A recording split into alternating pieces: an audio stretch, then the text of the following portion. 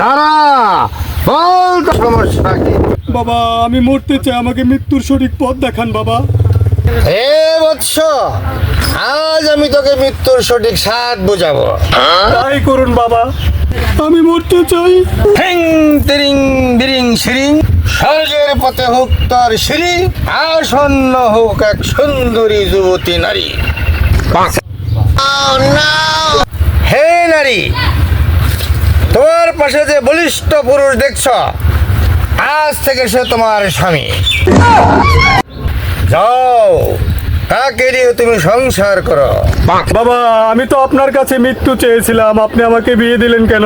ওরে মূর্খ, নারীকে তুই 2 বছর তোর সান্নিধ্যে রেখে দেখ, মৃত্যুর চেয়ে ভয়ঙ্কর এই নারী।